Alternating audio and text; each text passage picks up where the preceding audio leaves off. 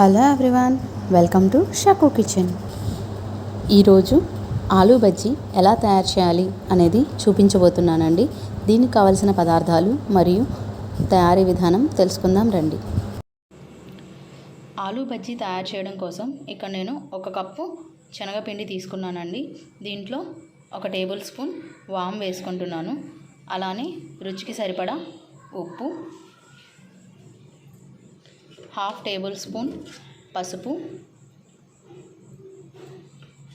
కారం 1/2 table spoon, అలానే బియ్యం పిండి 2 టేబుల్ స్పూన్స్ వేసుకుంటున్నానండి. ఇక్కడ మనం బజ్జీల్లో బియ్యం పిండి వాడడం వల్ల మనకి బజ్జీ క్రిస్పీగా ఉంటుందండి. అలానే చాలా టేస్ట్ కూడా ఉంటుంది. అలానే దీంట్లో నేను 1 చిటికెడు తినే సోడాని కూడా వేసుకుంటున్నానండి. ఇప్పుడు దీంట్లో వాటర్ని కొంచెం కొంచెంగా పోసి పిండిని మొత్తం బాగా కలుపుకుందామండి.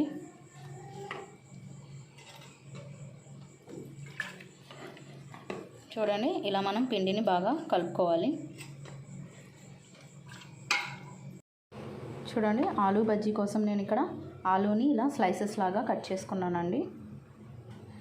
ఇప్పుడు ఒక్కొక్క స్లైస్ని మనం పిండిలో నుంచి తీసుకుందాం. స్టవ్ ఆన్ చేసి ప్యాన్ పెట్టుకొని దాంట్లో డీప్ ఫ్రైకి సరిపడా ఆయిల్ వేసుకున్నానండి.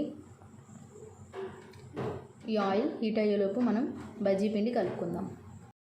చూడండి, పిండి మొత్తాన్ని ఇలాగా కలుపుకోవాలండి. చూడండి, ఇలా మనం వేసేటప్పుడు తీగలాగా మొత్తం ఇలా పడుతూ ఉండాలండి. అలా ఉంది అంటే మనకి పిండి రెడీ అయినట్లే. ఒకవేళ మరీ పలుచగా అయిపోయిందంటే కొంచెం శనగపిండి వేసుకొని మళ్ళీ కలుపుకోండి. ఇలా మాత్రం కన్సిస్టెన్సీ అనేది పిండి ఇలా ఉండాలి. ఇప్పుడు కట్ చేసి పెట్టుకున్న ఆలూని ఒకటి దీంట్లో ఇలా డిప్ చేసుకోవాలండి. చూడండి, అన్ని వైపులా పిండి బాగా పట్టేటట్టు డిప్ చేసుకొని ఆయిల్లో వేసుకుందాం. చూడండి, ఆయిల్ కూడా బాగా హీట్ అయింది. ఇప్పుడు దీన్ని ఆయిల్లో ఇలా వేసుకోవాలండి. ఇలా మిగిలిన వాటిని కూడా వేసుకుందాం.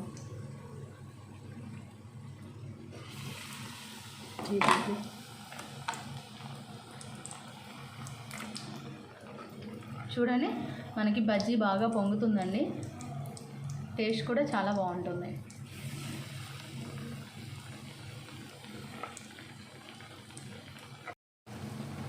ఇదిగోండి, ఇవి బాగా ఉడికాయి. వీటిని బయటికి తీసేద్దాం. ఇలానే మిగిలిన బజ్జీలు అన్నిటినీ కూడా కుక్ చేసుకుందామండి. అంతేనండి, ఇలా ఎంతో ఈజీగా మనం 5 నిమిషాల్లో ఆలూ బజ్జీని ఇంట్లో తయారు చేసుకోవచ్చు. ఇవి చాలా రుచిగా ఉన్నాయండి. తప్పకుండా ఒకసారి ట్రై చేయండి.